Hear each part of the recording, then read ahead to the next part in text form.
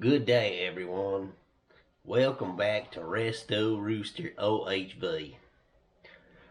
Today is going to be part 3, CR125R top end rebuild today. We got some parts back from the plater, a couple of parts from Honda, and we're going to assemble this bad boy, so stick around.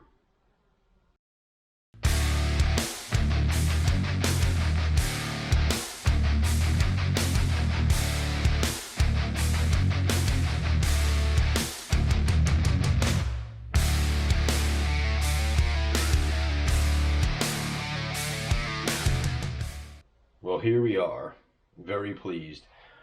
Huge thank you to Power Seal USA. They did a fantastic job on the cylinder. I've already put the studs back in it, but this thing, of course my dirty hands, but this thing looks like brand new. They did a fantastic job. If you can look at that cross hatching, great. The cylinder's as good as new, if not better. Honda cylinder head.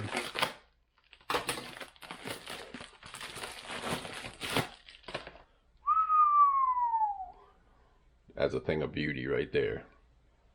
Oh, I like it. I went with a Pro X piston, if I remember right.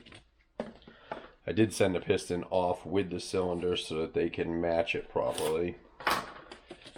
Final clearances, Pro X.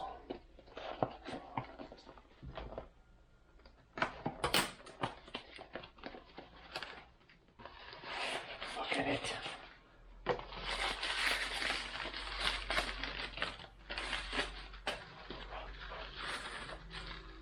Wow. Get out of there.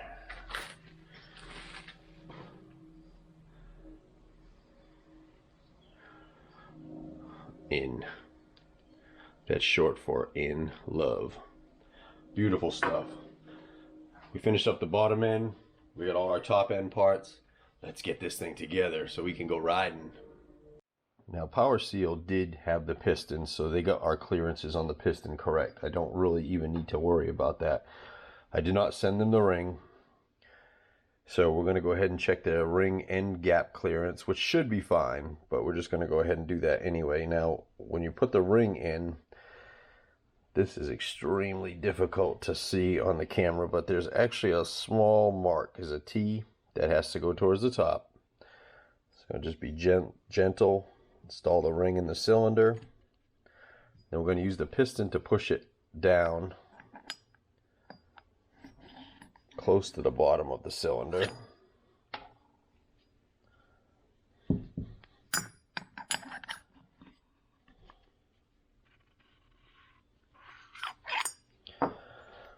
So now you can see our ring is in there. And what we'll do is we will measure that end gap clearance to make sure that is correct.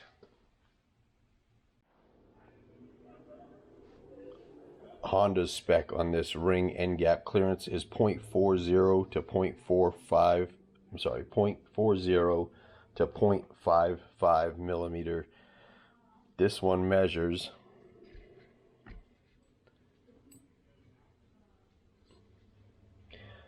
0.43. Perfect!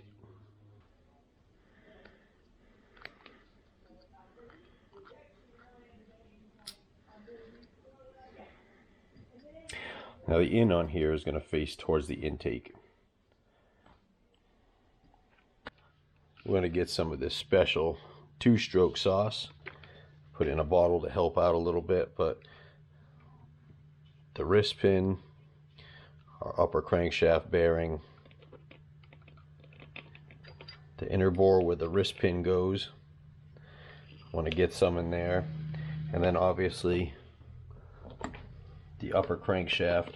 If you got a little brush, it works good, but just get in there, move it around a little bit.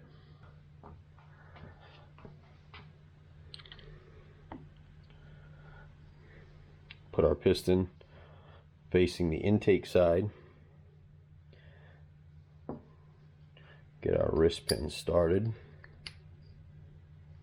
They're so nice when they're new, they slide free. So put that bad boy in there, push it through that bearing. Perfect. Next we're going to get our second circlip in. This is key right here. You want to go ahead and put a rag, so if that thing goes flying, it doesn't go down inside your crankcase, which can really be a nightmare.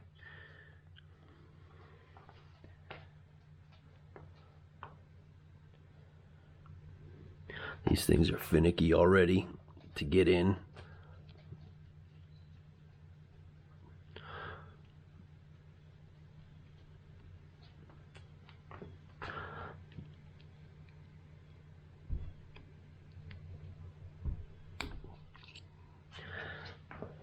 Now they sit inside a groove in there. You want to 100% make sure that it's snapped into that groove. If that comes out, it will definitely damage your cylinder walls or more. I'm going to make sure my gasket is cut off flush.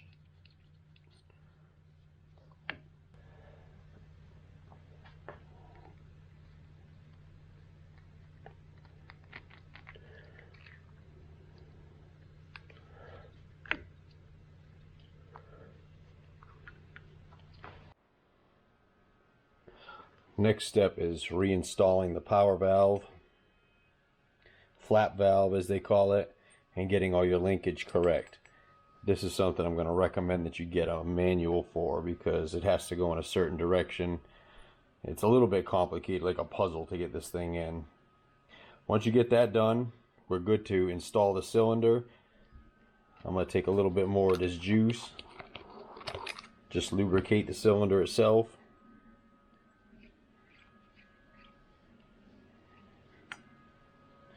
And then we're ready to install it. Now, you can actually use a ring compressor, but I find that these are fairly easy. If you look at the bottom of the cylinder, there's a chamfer, and that can help slide that ring on. One thing you want to pay attention before you do that, there's a pin on the piston, and that ring groove should sit right in there. So what we're going to do is squeeze this ring and just wiggle that cylinder down on.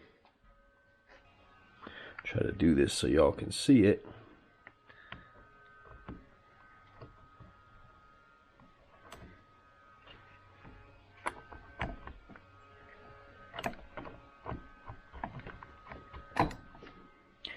That's it. Once you get it started,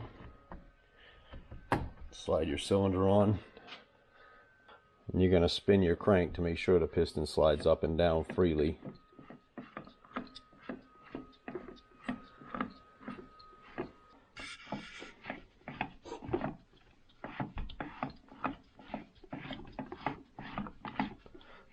Beautiful.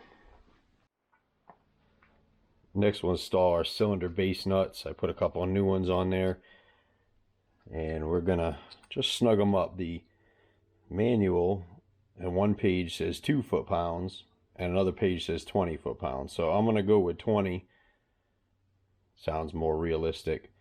Also says 20 for these, and we're going to do these in a crosshatch pattern.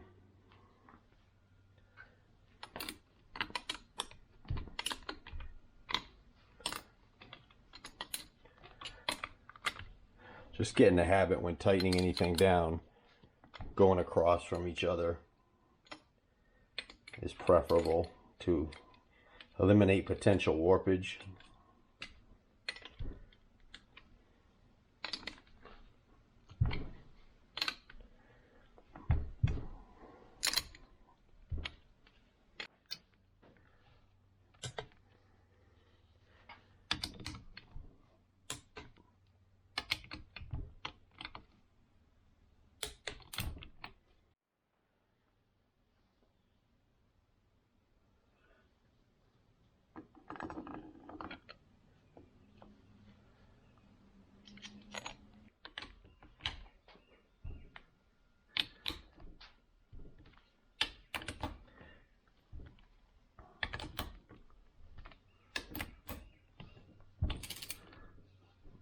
if you notice, we're tightening this in a cross pattern.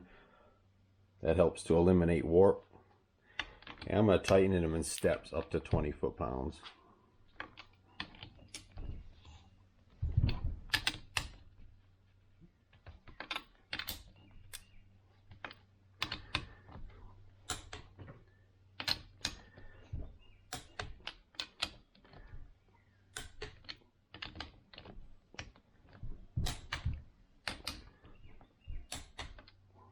Next, I'm going to put the exhaust flange back on, the water neck, inlet, outlet, and the reed block.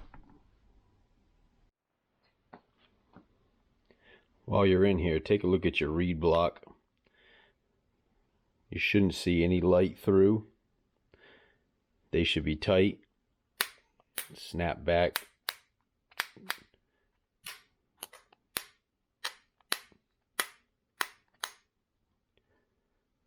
If you do see any light through them, you're going to need to get them replaced. Now that we got the motor rebuilt, I've got it back in the bike. Got the bike put back together. I got the new proper front axle. The pipe, junk. But it is what it is. I went ahead and threw a new shoe on the back, which was better than what was on there. Matches the front. My only advice on that is to pay somebody else to do it. Unfortunately, even though I bought this as a running bike, this thing needed way more work, pretty much than what it was worth. So it is what it is. She's together now. I'm gonna go ahead and start her up for you.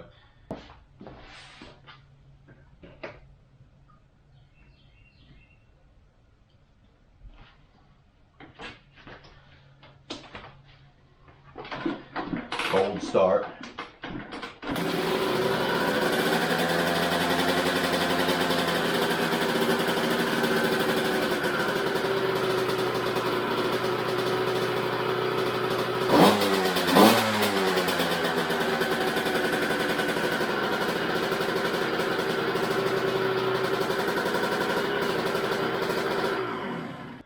As always, I appreciate you guys watching. If you got any comments or suggestions, throw them down there in the box at the bottom.